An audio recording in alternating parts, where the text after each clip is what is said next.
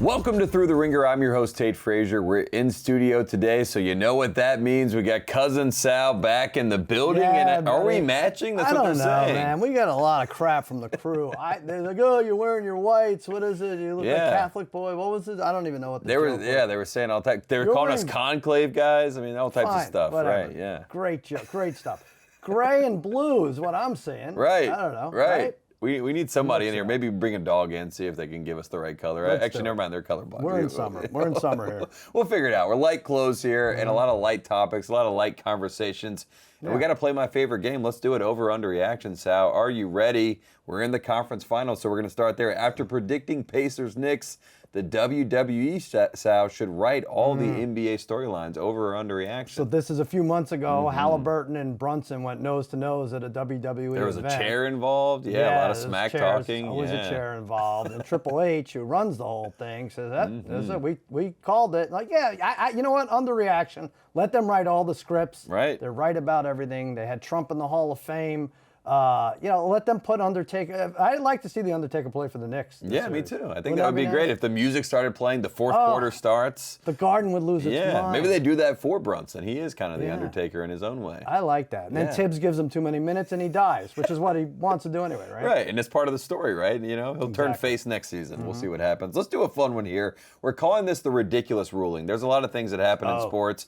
A lot of smart people don't have time to solve these rulings, so we're going to start here and try to figure it out. Sal, I say to you, we have to decide right now if we're sticking with SGA or the full name, Shai Gilgeous-Alexander. You can barely say it. What do you say? What are your thoughts on this? Should we make a choice here? I think this is an underreaction. What am I How is? I don't even know. What is the reaction? All right, I agree. The ruling is a reaction. I agree we have to make a ruling. Yes. Because it's a little pretentious and maybe a little disrespectful to say SGA all the time, you know? But then on the other hand, it's so passive aggressive to have three names and make us say all of them all the time. So do we want to, all right, on three, let's decide. Okay.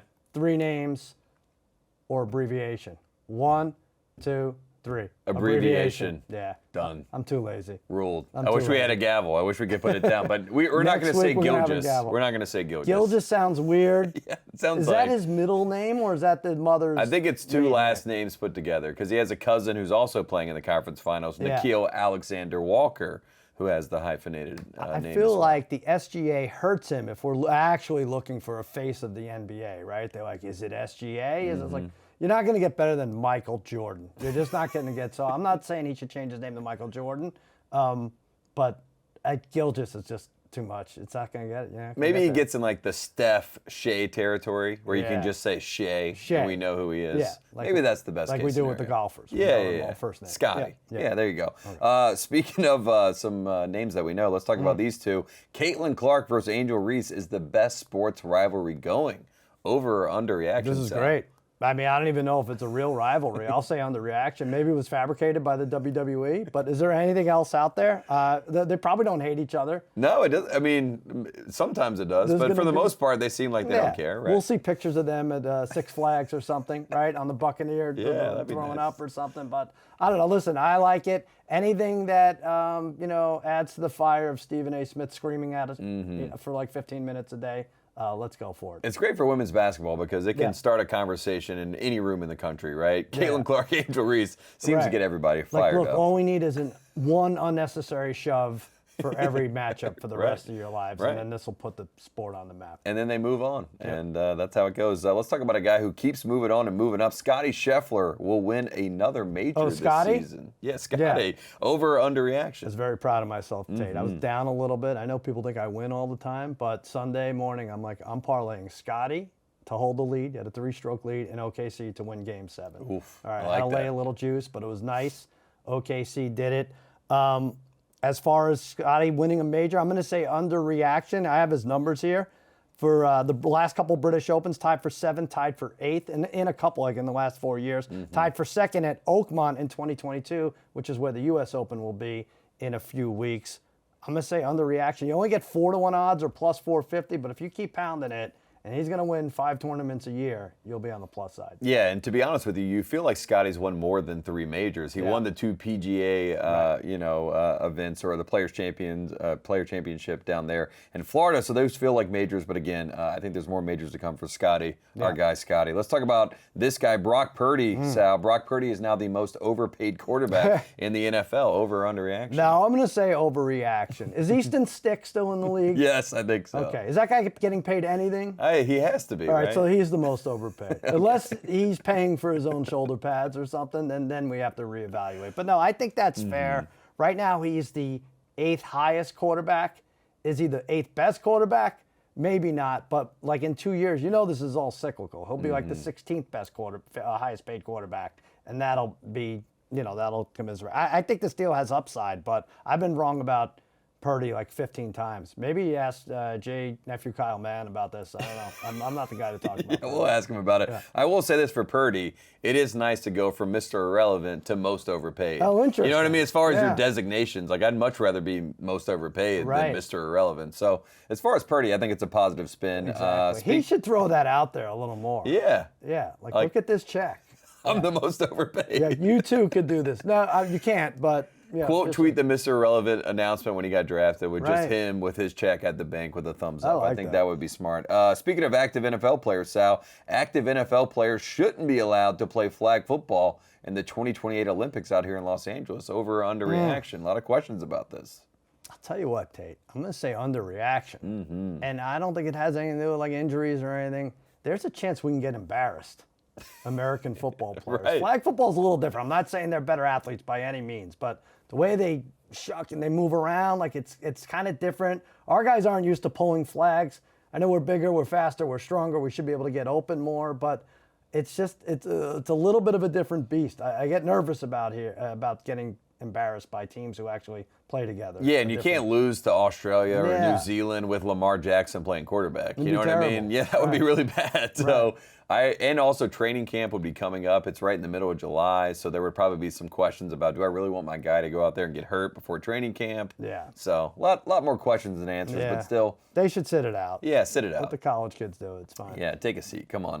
Let's talk hockey. The Toronto Maple Leafs, Sal, are the most cursed franchise in sports. Over or under reaction. Man. They turned on their own team in Game 7. I mean, unless the Newark air traffic controllers form a team, I think this is the They definitely have a basketball team This somewhere. is the worst in sport. Well, I mean, look, all right, so there's 2 ways to look at it. You got like a team like the Browns, right, who never win, and they're miserable, and people wear jerseys with 25 quarterback names, and some of the quarterbacks do disgusting things, but they never pretend to win. And then you have Toronto, who I think they've lost 6 or 7 Game 7s in a row. They haven't won in 55 years. They're an original 6 team, so more is expected of them. I am going to say it's an underreaction. They're the most cursed team. Why did they do this? The fans, they scored like 1 goal in the last 2 home games. Disgusting. Yeah, and there's something going on with Canada and Canadian hockey. Yeah, what's going on with Canada?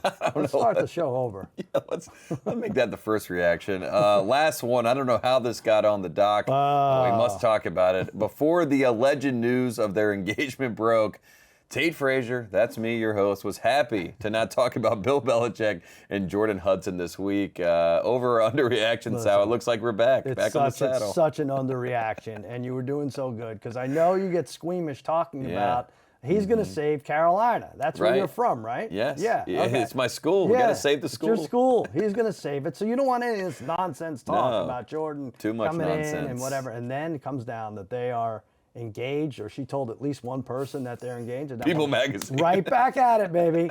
Talking about this. What do you feel? To me, it's like, has that 7.5 number moved? That's their over-under win total.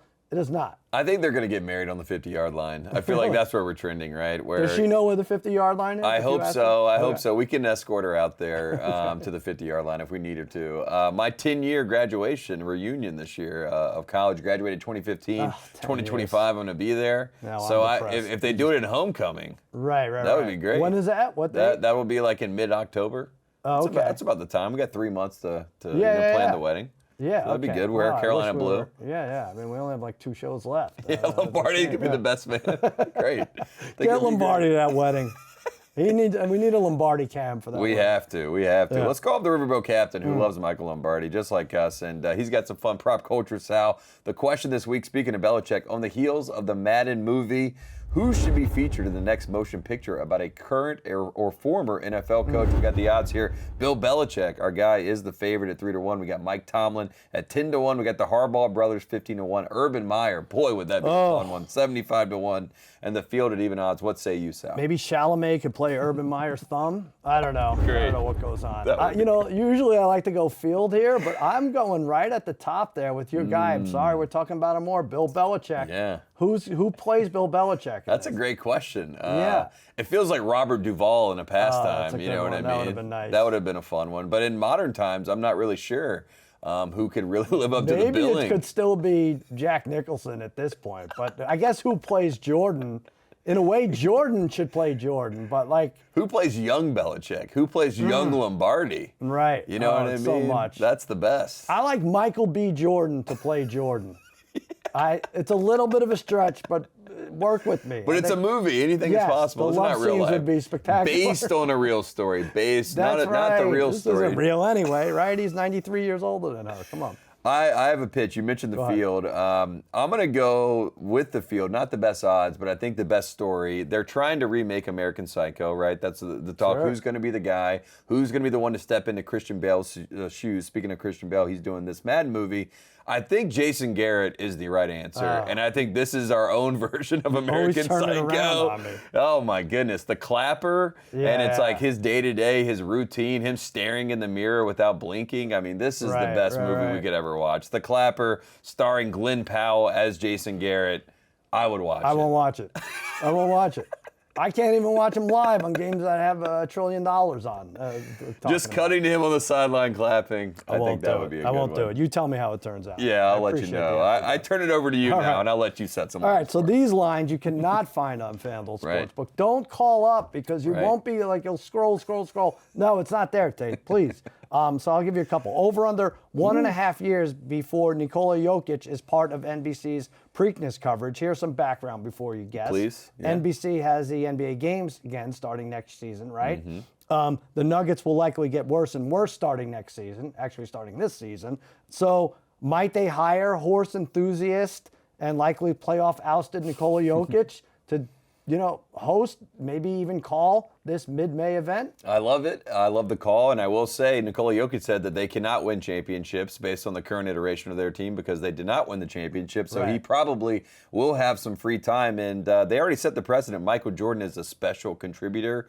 We're learning now that that's basically him just filming prepackaged answers to things. That's a bummer. So that's easy. So like if you're already doing it with Jordan, do it with Jokic. Shoot what he thinks about journalism, what he likes about journalism, and then you show it. And he's a special contributor, and everybody's happy. No, let's go for it though. Let's go. I want him to call the race. I want him to be the PA announcer. I want him in the buggy, actually out there racing. You know what I mean? With the little short jockeys, 7'1" Jokic, 5'3" jockey. He could be the pace horse or whatever. Yeah, it's like Muggsy there. Bogues and Manute Bol picture every single race. Right. It'd be great. All right. Yeah. Let's get him going. All right, the next one. Over under 30.5 times, 30.5 TNT will show Reggie Miller his 8 points in 9 seconds clip over the course of the ECF. You don't know how many games this is going to go, so that's really the question. Consider that with 30.5. Go ahead. What do you think? I'm going to say over. I think it would be the lock of the century. I already turned on ESPN. They were already playing Winning Time. They were already promoting this. They also played like the Phil Jackson Knicks, 30 for 30 they did as well. Shout out to Bill and all the nice people that made those great films. But yeah, Reggie Miller is going to milk this. He's calling every single game. Who are the nice people that made those films? Let me hear your Bill Simmons, John Walsh. Who else is powerful? All right, listen to me. Back to this. You had answers. That's good. I think they should show it in the arena. Forget about the telecast. Show it in Madison Square Garden and get those fans riled up, right? Get Spike Lee, get Chalamet. Have Reggie stand up and wave to the crowd after they show it. They all attack him. They're nipping at his heels, whatever, and he's like kicking them off. But yeah, show it in the arena. Yeah. The telecast is another story. Chalamet's nipping at his heels. That'd be great. Like a mischievous poodle or something. That'd be perfect. Get away. All right, what happens first? Oof. Or which happens first? Pete Rose inducted into the Hall of Fame, minus 160, or Pete Davidson releases a sex tape plus 130. Well, I hope it's Pete Rose in the Hall of Fame. You do? I hope it is. I hope Pete Rose finally gets some sort of vindication. Is this because you're a Pete Rose fan or you don't want to see the sex tape?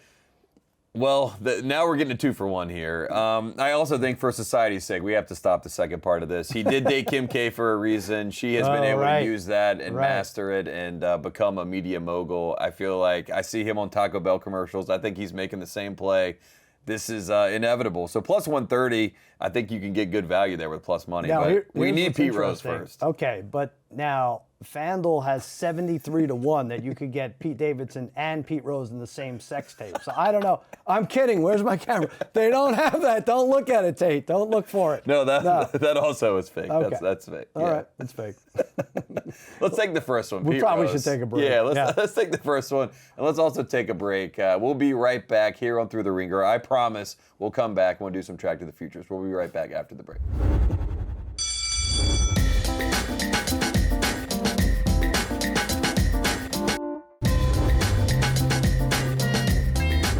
Welcome back to Thru the Ringer. We're in studio with Cousin Sal. Boy, do we have some fun before the break. This is just the best time of the year. Yeah, no, this is good. It's good. We're having some fun here. As soon as we agree to dress the same shade of white. Anything is possible. Yeah, it's the off season, even though we're in the throes of the playoffs. And now let's talk about the playoffs. Track to the future. Okay. Let's start here. Hicks versus Knicks, or Knicks versus Pacers, Pacers versus Knicks, however you want to say it. It's happening. It's real.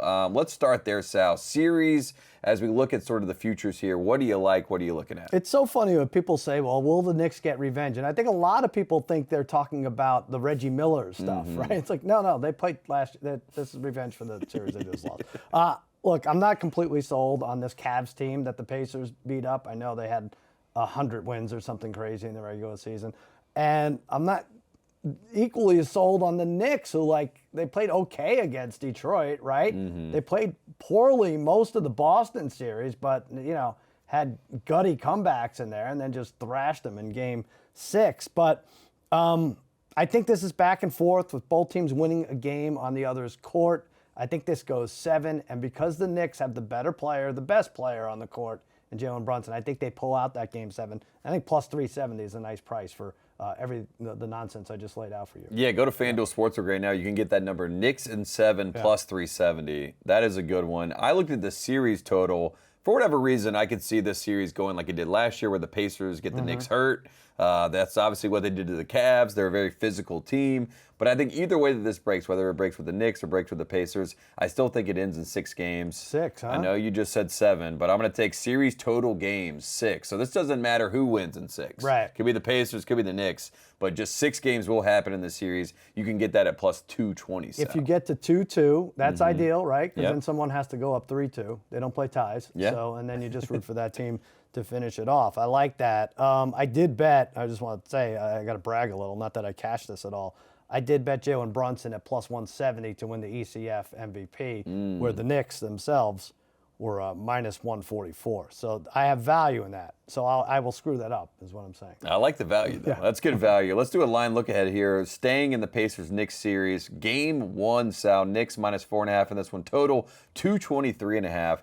Who do you like in Game 1, and what should we be looking for? I'm going to go Knicks adjusted minus 7.5 at plus 134. If you look at the season series, it went 2-1 Knicks. Their games have not been close. Every one of actually the past 7 games between these teams has been decided by more than 10 points, and the average is 20.7.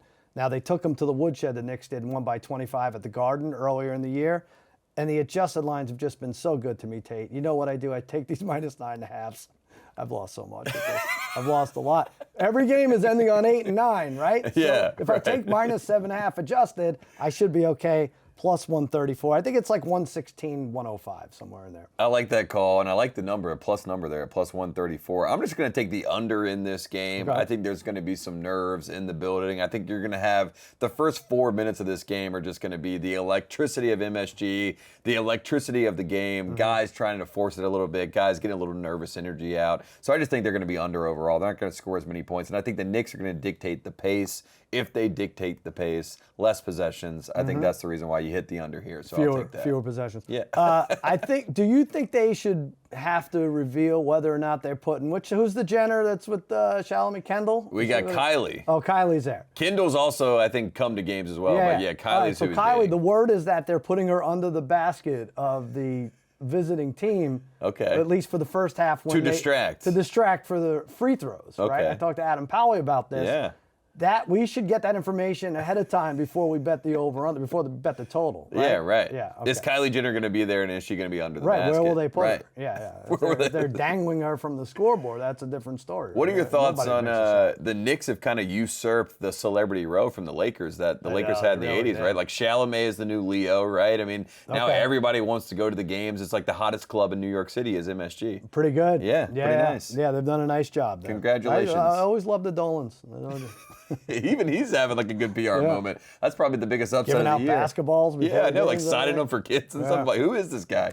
Let's do another line look ahead in this game. Player props. What do you like in this game, Sal? I know there's a lot of props out there on FanDuel. I do like the Pacers bench, and I think they're going to provide a fresh rotation for the Knicks, and that's something that Tibbs, I think he'll adjust to, but wasn't used to in that Celtics series, right? They played the same 6 guys pretty much. So Obi Toppin, 2+ assists, plus 130. I don't know why this is a plus number. He's had 2 or more in 4 of his last 5. He's averaged 3 over that span. He had 2 or more in 4 of the 5 against Cleveland. I'm trying to figure this out. He's in there for 18 or 19 minutes and gives it his all, especially against his Knicks team, his former team. I was going to say, there's also the get-back angle here where Right. Toppin's trying to show something like, hey, you guys gave up on me. Look at me now. Couple assists. He can maybe even get this. He could bury this prop by halftime. Yeah, I love it. Plus 130, that's a nice number. I'm going to take Mikal Bridges, 3 or more made threes. You can get that at plus 285. I just think this is going to be a game where, emotions are there for New York. The crowd's going to be behind him. Mikal Bridges has shown some moxie in this run so far. I mean, there was a lot of doubters going into the playoffs, so I'm going to go there. I think he... Oh,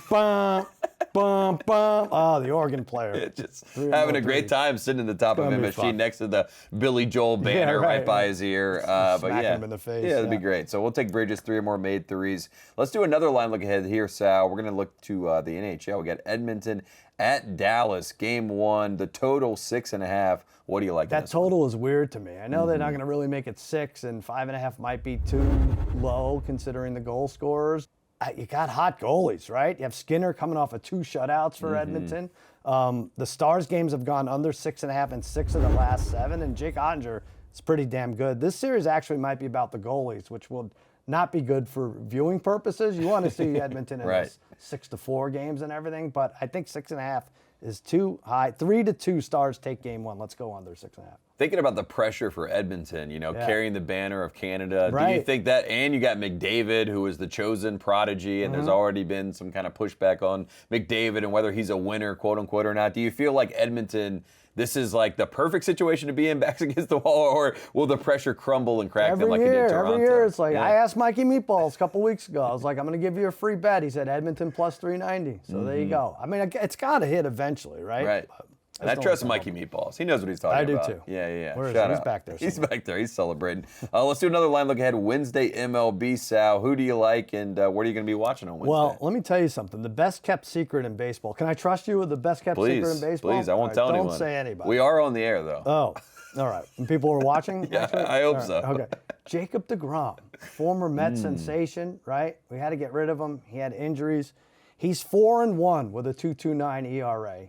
Pitches for the Rangers, going up against the Yankees. 4 wins is like as many as I think he had for the Mets in his whole career. Not his fault. We just never hit the ball for him, right? We never hit. So he's given up 3 earned runs in his last 4 games. He's 17 strikeouts over the last 2 games. And get this, the guys he's facing, Bellinger, Judge, LeMahieu, Goldschmidt, 8 for 48 against Jake career. So I'm going to take the Rangers. He's a legend. Get him in the Hall. Forget about Pete. Yeah. Get him in the Hall, and Rangers to win outright over the Yankees. I love that. Minus 102, you can get the Rangers in this game. I'm going to take Dodgers over the D-backs in L.A. Dodgers minus 138 in this game. A little bit of a downturn for the Dodgers. They came out hot. Yeah. Not playing their best baseball, but I feel like, they're going to get back on the right track. The D-backs, shout out to our guy Harry, the perfect team to get back on the right track. You know what I mean? Exactly. So I know he's going to be upset about this, but Dodgers minus Poor 138. Dodgers. They didn't win the last 5. They're only going to end up with 112. Yeah, now everybody's, like, are we sure they're as good as we thought? Yeah, Right. I think so. I think they're pretty good. Let's turn to tennis. Last line look ahead here, Sal. French Open futures.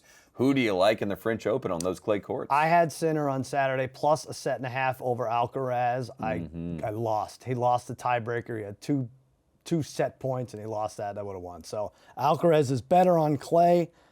Sinner is excellent. He's coming back from a 3-month break. He won like 25 in a row. Before that, lost to Alcaraz. I'm going to take Sinner plus 180. Not that he beats Alcaraz head-to-head. I think Alcaraz gets tripped up like in the semis or quarterfinals. I like that call. So no, you don't. I'm going to go Alcaraz because, again, like I told you this is the Scotty Scheffler line of thinking, right? I mean, sometimes the obvious you talk yourself out of, and Scotty Scheffler goes down there, wins the PGA Championship. You do the classic, duh, why don't we just take him? He's the favorite. Alcaraz is the favorite, plus 110. Duh, why don't we just take him on clay? It's still plus money. Turned into Harry with all the does. How many does? How many does until we start getting paid with straight cash? Right. So Alcaraz, plus 110, I like it, Sal. There you go. On clay. All right. I love it. I'm not going to keep arguing. I like the other guys. So you like that? We'll fight about it at some point. Where can we find all your work, and then we'll let you go enjoy the rest of your day? Yeah, Against All Odds, a couple times a week on the Ringer Podcast Network. And Cousin Sal's winning weekend, I'll have the D3, and I will have the Miz on Cleveland Sports. I love it. He's hosting American Gladiators. He's everywhere. What's going on? Yeah, the Miz is everywhere, and he's the best. We appreciate you coming on the show, Sal. Stay tuned. We'll be right back on the other side of the break. We're going to talk some NBA draft with J. Mann. We'll be right back.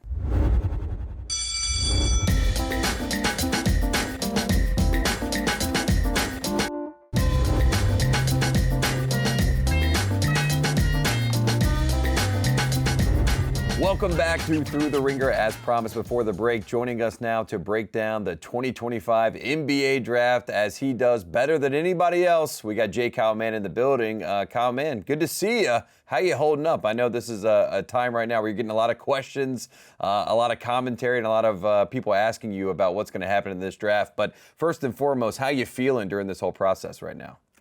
Oh man, I'm just a pig in slop, Tate. I'm just this is my stuff, man. I'm in my element, you know.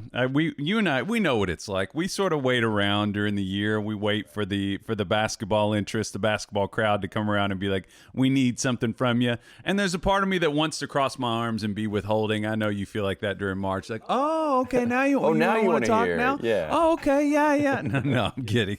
It's good, man. It reaches a point here, and then I'll probably be ready to be done with it. But you know, I'm having a good time while we're at the peak of it. Yeah, a pick and slop is the best way to describe this. Let's talk about a team that was in a bunch of slop, and now it looks like they are about to pop back into place. The Dallas Mavericks. There was a lot of people that have turned on the franchise, and now they have the perfect situation where Cooper Flagg has fallen right into their laps, and Jason Kidd even said, "We like the kid from Duke." Why does Flagg fit in Dallas, and why is that a good thing for Cooper Flagg to end up with the Mavericks after all this hoopla?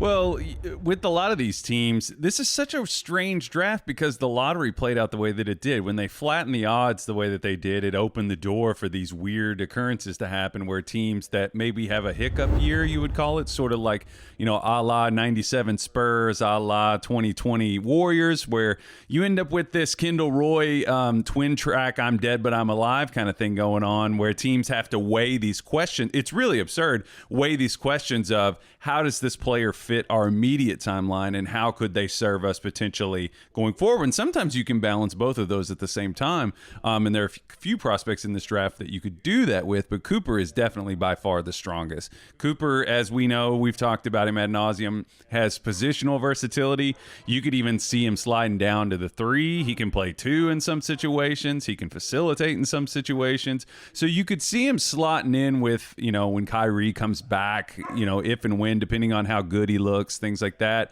And he could play next to Anthony Davis. Now, is it going to create some sort of questions about the logjam of guys like Daniel Gafford and Derek Lively and Anthony Davis. It kind of goes down like PJ Washington. It creates some questions, but I think he's somebody that could fall right in line depending on how they choose to move some of those pieces and be ready to play now and then become the focal point later. And it does feel like an Evan Mobley almost situation where a flag can play the 3, like you said, and it's almost like we have this cheat code at the 3, like an oversized 3 who has creator abilities, and then we can slot him down to the 4 if we need to and we want to go small. I mean, that's the versatility of Cooper Flagg, which brings us to the next question. Where does Flagg rank? I mean, I know this is really hard. I don't want to put this on your plate, but ranking the recent number 1 picks, obviously, Reese Shea last year, Wemby the year before that, Banchero, Cade Cunningham, Anthony Edwards playing in the conference finals. We've had a lot of good number 1 picks. So Cooper Flagg, trying to figure out where he stacks in that deck. Is it easy to do? Like, hey, slot him in at number 1. Or is it hard to do because you're like, I don't really know where he falls in. Is he a 1A, 1B, 1C? Like, what does the Cooper Flagg discourse look like with those number 1 picks? It's hard because he's definitely in a tier below, I'd say below the Wembys. I'd even say he's below the Zions of the world in that. But then you weigh that against, there are some guys who the way that they play sort of presupposes that they're going to be a primary heavy load offensive player like a Paolo or a Cade Cunningham. But the question where you kind of start to fall in this middle zone where Cooper could move ahead of them is how efficient are those guys at when they're trying to do that presupposed thing that they supposedly do. Paolo is he just kind of depending on how the wind is blowing, you'll be like, man, Paolo's incredible. And then people will be like, how efficient is he as a scorer? But for what Cooper does, I don't think he has such an implied way that he's going to play. And I've said this all over the place, but I think there are many paths to victory. There's a Rand McNally's worth of roads to success with him because he could grow into an efficient primary, but he also could just be an elite sort of AD. It's funny that he's with AD. He could be that sort of elite second banana who is a guy that puts out fires on defense, a guy that hits open shots. He's a lob threat. Pippen is like the all-time version of this, I think, of a guy who, maybe people forget he was like almost MVP in 1994. He's somebody, we're talking about a championship type team, and yeah, I mean, for that reason, I'd say he's below the Wembys, but I think if he ends up being the type of elite role player that I think he can become, at the end of his career, he can move up and be just a shade below some of those guys. Yeah, and being able to watch Anthony Davis, the help side defense, that's also what he's elite at, and I like that comp, and I do think that Anthony Davis, he's been kind of the prodigy American basketball player. He can pass the baton a little bit to Cooper Flagg, maybe share some secrets. And Cooper Flagg seems to have more of a killer instinct, right, than AD did. AD seems to be more reserved to be number 2. Flagg seems like he wants to be the number 1 guy. Just looking at those number 1 picks, though, Cade, Anthony Edwards, Cooper Flagg, Paolo Banchero, Victor Wembanyama. That's a great top 5 right there. I'll take that starting 5 in the NBA any day of the week. So he's got good company. Let's talk about the number 2 pick, Dylan Harper. Obviously, this is fascinating as well because of the fit, because of the team. They have taken Tim Duncan when they had David Robinson. That seems to be the prevailing narrative when it comes to this pick. They have the Rookie of the Year. They have De'Aaron Fox. Do they take Harper? Does it make sense? Or do you just take Harper and figure it out and maybe make a trade happen? Like, what does that fit look like at number 2? We've got a notebook coming out here this week on The Ringer that is going to sort of elaborate on some of these answers beyond what I'll be able to say, hopefully concisely here about this. But Dylan, we both watched him a lot. If for people who haven't gotten to see Dylan, he measured in well. He's a 6 foot guard, 6'6" lead guard in shoes. Crazy positional size, and that's legitimate. He can get really low with the ball, 6'10" wingspan with big hands, can really pound the ball with his left hand. He's working to balance out the right hand and get to the point where he can throw live dribble passes with both. But in the paint, man, I mean, he's one of those guys that, you remember, those early years, he's bigger than Tony Parker, so this isn't a 1-to-1, but you remember Shea has some of this going on too, where there are these guys that in the half court, you just ask yourself, you'd be like, how is he always shooting a layup? It's like the paint is full. How is this guy always at? Brunson has some of this too. Their ability to knife through traffic somehow, right? And just end up on the other side. You're like, how'd you get through that gap? Like, well, what is that? And then it works, right? It's not necessarily shot out of a cannon where you're just flying to the baskets or slithering sort of the way that like a John Morant does, but he can slow it down, and his balance is crazy around the basket, and he's a creative finisher. He has big guy feet for a guard. But I say all that to say that for the Spurs, you're going to kind of encounter a question, I think, in terms of the short-term, long-term thing that we were talking about a minute ago with them where, he fits the mold of a Spurs draft pick somewhere in that 6'5" to 6'8" range, +3 wingspan, long. And they kind of make bets on guys who have crazy defensive switchable tools who, maybe the offense isn't quite at the same level, but we think it'll come along. We think we can bring it along. That's sort of the historic Spurs confidence developmentally. But he's a guy that I think you do sort of run into a spatial thing where, Jimmy Sohan, great defender, not great shooter. Stephon Castle, great defender, not great shooter. Kelton Johnson came in, he was an okay shooter, but he's never quite gotten there. If you add Dylan Harper to that, is he going to are you going to stack up too many shooters that are like hypothetical shooters? Because Wemby, as much as we love him spacing the floor, he's not out there cashing them constantly. He can hit them, but do you want to really add a guy like that to the puzzle? So I think he really has value for them to me in the asset sense, no matter what they choose to do. If they bring him in and they get in a situation where they're saying, we want to bet on, we want to bet on maybe moving some of these guys in the short term. Maybe they move Castle or somebody else like that. He's worth keeping because he's a great building block, but I think he could be very valuable based on the way that he plays to another team should they want to make a bigger move, which is a lot of what people are talking about with this pick. It does feel like the 1, 2, and 3, they're the most talented, obviously, they're the 1, 2, and 3 pick, but they're all going to situations where their growth could be some way stunted because of the teams that they're going to. Is there any concern like with that, with Flagg or with Harper, where like they kind of get pigeonholed in a role and we never see kind of the full arsenal of them because they do feel like they have the tools to be franchise guys, but they're not going to franchise situations, right? So could that be concerning? Yeah, you hit it on the head. I mean, that's the situation that Philly, that's the situation Dallas, San Antonio, all three of those teams at the top are in this position where, and you can be of two minds about this. Some people really think that, and I don't know that there's an exact answer, but if you're an aspiring lead guard, a lead handler, Dylan Harper on a bat, on a Wizards type team, shout out to Joe House, blessings up for their situation. But, ideally, Dylan Harper would just be drinking pick and roll reps through a fire hose with the Wizards right now, but he's not going to get the chance to do that. So is it better for him in the short term to be taking it on a smaller diet? It's hard to say. It's hard to say if like screwing up. I know that's a strong way to put it, but just sort of working your way through the wastefulness of figuring out how to be a primary offensive option in the NBA.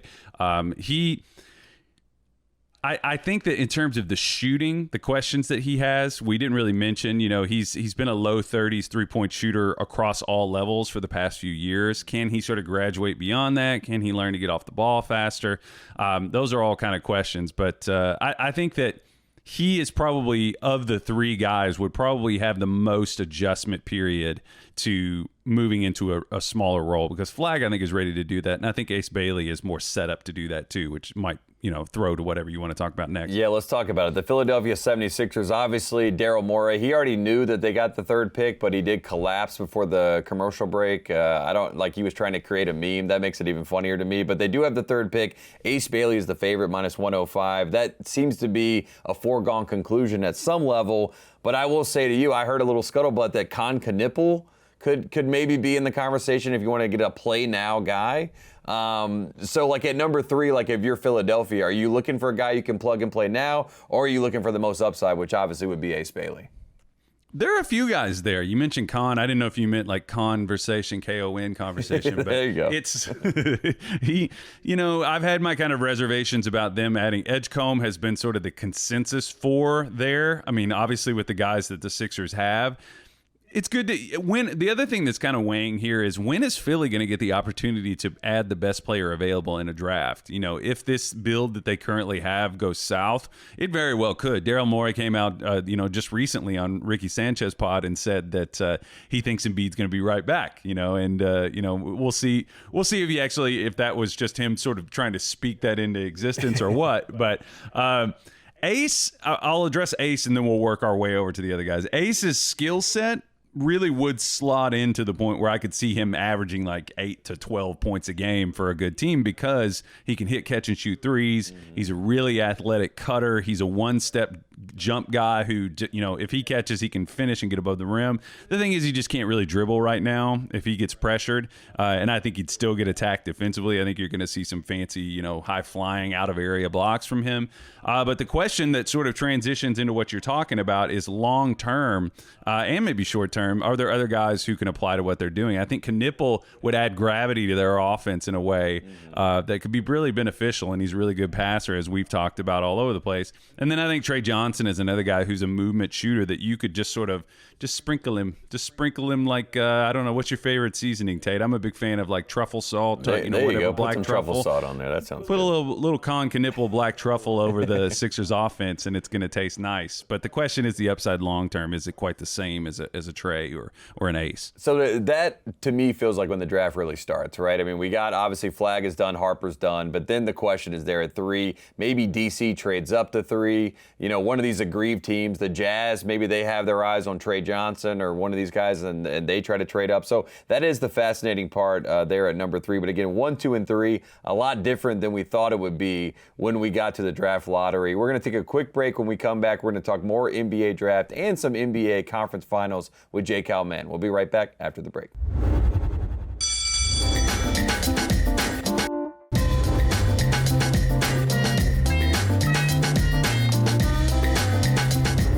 Welcome back to Thru the Ringer. We're here talking NBA draft, and we got J. Mann in the building from the Ringer's NBA draft show. If you're not listening, go tune in right now. But let's talk about the best of the rest of the draft. Obviously, we're going to talk, ad nauseum about the top of the draft, but there's a lot of talent in this draft, despite, of course, every time we get this time of year, people are like, are we sure it's a good draft? I think it is a good draft. Are there some guys, some sleepers, some late first-round guys that truly have your attention, some risers, so to speak, that you can kind of speak to yourself? Yeah, there's a handful of guys. Some of these, we've talked a lot about how the public sort of idea of who is ranked where can be wildly different. For example, I had somebody tell me that like Nikola Topic was a guy from last year's group where people were saying, maybe mid to first, in the late 20s kind of thing. And they were like, no, OKC had him too, so that's just going to give you an idea that maybe you're not quite. The philosophies are pretty dug in and pretty nuanced in some cases. So, but I'll throw a couple guys that I think are sort of hiding in plain sight that I think could be contributors. And one of them is Neek Clifford from Colorado State. Neek is a player who shot the ball just as well off the dribble in the pick and roll, facing up with a live dribble from above the arc as he did coming off of screens. So that gives you an idea of somebody who has shooting versatility. He's really dynamic. He's been in college for a little while. I had him mocked to the Magic, and I thought that was pretty funny because he'd be on the same age timeline as Paolo and Franz because he is literally the same age, 23 years old. So you run the question of what's the upside with this, but we have seen cases of older wings succeeding, so I don't think that it's something that would scare me away. Another one is Noah Penda, who's playing for Le Mans in France, or Le Mans. I don't know how to get my wife to. She knows French better than I do. Took it a lot in school. Anyway, no, he's somebody who is 6'8", a very clever switchable defender. He doesn't have a game that's like jumps off the page, sexy, highlight reel, sizzle reel. On draft night, I've joked that whoever drafts him is going to be like, okay, yeah, seems cool. And then once Summer League gets going, I think people will be like, there's something going on. And then the season gets rolling and, they start elbowing like, who I like is this Noah Penda kid. Because he's just a really smart, strikes me as sort of a 16-game player for the cliche there. And beyond that, I mean, we've talked a lot about Cedric Coward, the guy from Washington State, who has been a late riser, was committed to Duke. I don't think he's going to end up at Duke. The buzz has been, I don't even think it's buzz anymore. I just think it's like screaming. People are just talking about it out in the open. And he's a 6'5", 6'6" wing with a 7'2" wingspan, huge hands, broad shoulders, can really shoot the ball. Just seems like somebody with a lot of upside. A young senior, too, at 21 years old. Yeah, I love Cedric Coward, and his workout in L.A. coming up is like the hottest ticket in town. Everybody wants to go see Cedric Coward in person, and it is very funny. Today, wasn't it? Yeah, Yeah, today, right. Yeah. So, I mean, it's happening, right? Everybody's locked in. One of the guys you mentioned hiding in plain sight that I feel like nobody is talking about, but I wouldn't be shocked if he ends up going 4-5 range, Jeremiah Fears. We watched him play at Oklahoma. You and I both were like, we see why he's a 5-star. The SEC was littered with talent, so there's a lot of guys that could get lost in the shuffle, but he is a really, really good player and has a, kind of carries himself like a pro already. Do you feel like Fears we're not talking enough about as an A1 point guard type? Fears is somebody that if he gets to the point where he can knock down shots in that mid-30s range from three, he is effective enough at getting into the paint. The alternative is he maybe doesn't turn out to be as reliable on ball and a little too wasteful. And I think that's been sort of the concern that some people have had with him. Is he going to end up just being sort of like a Trey Mann type guy? I know you've watched him a lot with the Hornets, where it's like you'll watch Trey Mann some nights and be like, is this the best scorer in the league? Yeah, is this Allen Iverson? Right. And then other nights you'd be like, well, maybe we should get the ball to somebody else just because it's just not quite as consistent as you'd like it to be. Yeah, another guy that is kind of hiding in plain sight that you and I both love from his college days that I like the comps that he's getting right now. They're saying Kevin Love, which I feel like is a very fair comp. I mean, he's got the West Unseld outlet pass kind of already built into his game. A lot of touch, a lot of feel. Derek Queen, to me, if you're a team like Washington maybe with the DMV connections, if you're Houston potentially at 10, maybe they end up trading that pick. But Derek Queen is fascinating. What do we need to know about him, and where do you kind of like his range in the draft? I think the thing that I would like the most about Derek Queen is if you sat him in the center of the offensive leaning guards that are, I know we both love Bub Carrington and he can pass, but he can also score. You don't got to, you can do both and you don't have to stick to one or the other here. But I mean, if you put Derek Queen in the center of that with, Jordan Poole, sorry I mentioned his name, but if you put him there and then you have Bub Carrington, you have this athletic big like Alex Sarr, and then you have Bilal Coulibaly, you have somebody that can really pass the ball. And I think that's the one thing, people talk a lot about like the Zebo kind of interior craft that he has. If he catches it facing up, he can get all the way to the basket because his handle and he's really good at alternating his step length. He's creative in that way. But I think if you put his passing, I think it's probably the most underrated thing about what he does, because we saw him score so much. And we saw him play with some guys who like to score at, Jacoby Gillespie, guys like that at Maryland. I think that he would slot in pretty nicely with what the Wizards do. I like the Zebo. I like the Al Jefferson comp that he's gotten as well. So there's a lot of reasons to like his game. One last thing before we let you go. You did the great home and away series. You went to New York City. New York City now has the conference finals in their backyard, playing at MSG. What does it mean for the city of New York after being boots on the ground, seeing how much these people love basketball, for them to get a conference finals behind a guy like Jalen Brunson? How great is that for basketball, and how great is that for the city of New York? I think the simplest way to put it is that New York has one of the oldest generational, they have generations of fans.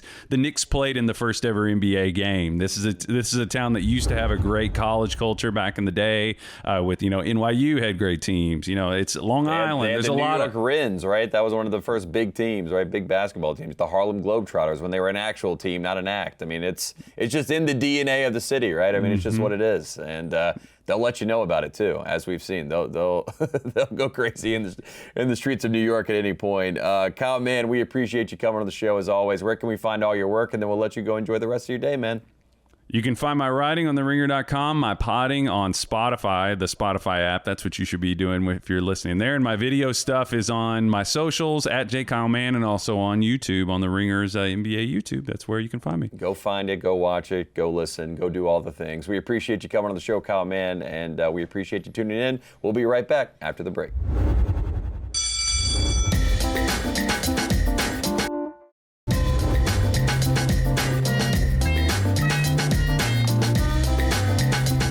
All right, there you have it for another edition of Thru the Ringer. Thanks to Cousin Sal, as always, for coming on the show. Thanks to Kyle Mann for breaking down the 2025 NBA Draft. And thanks to you for tuning in to Thru the Ringer. We will see you next week.